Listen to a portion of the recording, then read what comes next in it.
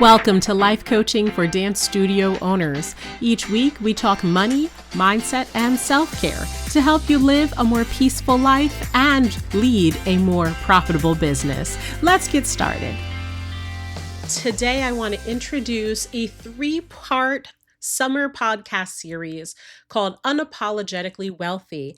And the reason why it's called Unapologetically Wealthy is because I really feel passionate about women and money in business, making money, feeling good about their choices, owning their decisions, and being fully present instead of saying, oh, I'm bad with numbers, or I'll never have money for that or this. So we are going to get started. Today's episode, we are going to break through that guilt complex, okay? Women feel guilty about money, and we need to stop that, okay?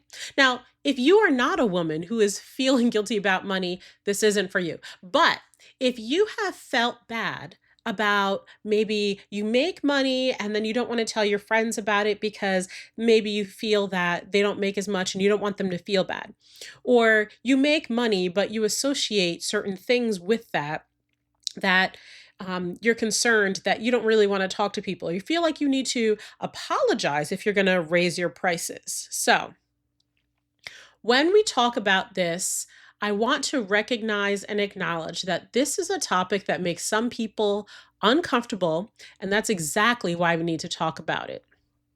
So picture this. A woman walks into a room, she's confident, successful, and yes, she's wealthy. What's the first thought that crosses your mind? If you're like most people, you might wonder if she's ruthless, if she stepped on others to get there, or if somehow she doesn't deserve what she's achieved, or maybe she gets her money from her spouse. Now, imagine a man in the same scenario, different feeling, right? Over the next 3 episodes, we're going to dismantle this guilt, the stereotypes and the societal programming that tells women to shrink when it comes to money. So we're going to start with the guilt complex today, why it exists, and what is holding us back.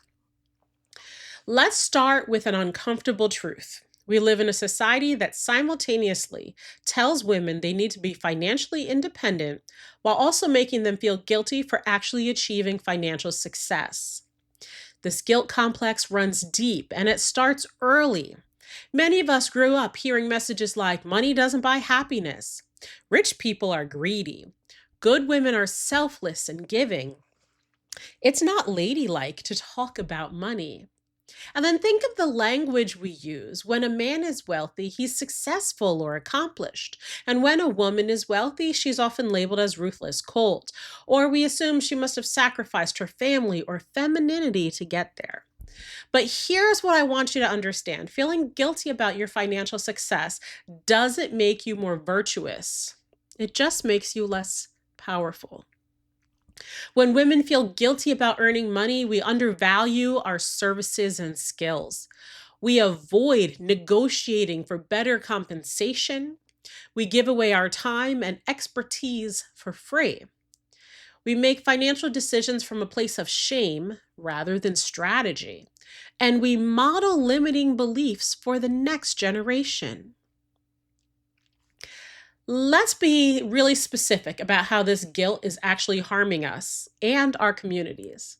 So personally, when you undervalue yourself, you're not just losing money, you're losing opportunities, security, and the ability to make choices aligned with your values. You're also modeling limiting beliefs for your children, particularly daughters, who are watching how you navigate financial success. On the economic end, the wage gap isn't just about discrimination. It's about women not advocating for themselves because they feel guilty about asking for more. Every time we accept less than we're worth, we're contributing to our own economic inequality. And now there's a social cost. There's something that might surprise you. Studies consistently show that women, when they have financial resources, are more likely than men to reinvest in their communities, support other women, and contribute to social causes. When women feel guilty about building wealth, society loses out on that positive impact. And the truth is, your wealth is not taking away from someone else's opportunities. The economy isn't a pie where your slice makes everyone else's smaller. Your success can and should lift others up. So, how do we break free from this guilt complex? It starts with rewriting your money story. Practice saying these phrases out loud, okay? I really do want you to try this. I deserve to be well compensated for my expertise. My success benefits everyone around me. I can be wealthy and generous simultaneously. My financial goals are valid and important. Now, notice how those feel. If they make you feel uncomfortable, that's probably your programming talking, not your truth. Now, the next step is to start tracking your wins. I want you to keep a success journal. And this can be however you want. Get a nice pen, pencil, get a notepad, keep this journal, and you want to document the problems you've solved, the value that you've created, positive feedback that you've received, and goals that you have achieved. This is not about your ego, it's about evidence. When you have concrete proof of your value, it becomes easier to charge accordingly and pursue bigger opportunities. Your financial success is not a character flaw, it's a tool for good. But to fully embrace that, we need to tackle the myths and the stereotypes that keep us small. In part two, we are going to dive deep into how media and society portray wealthy women versus the reality of who successful women actually are.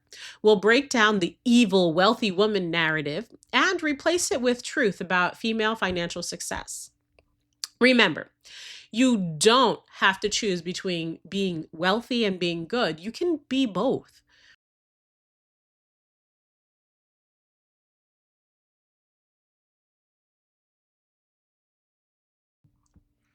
If this episode resonated with you, please share it with another woman who needs to hear this message.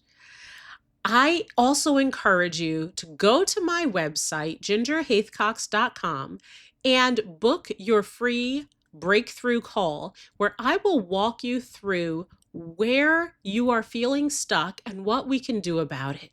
Even if you decide not to work with me, this time could be a valuable investment in your future.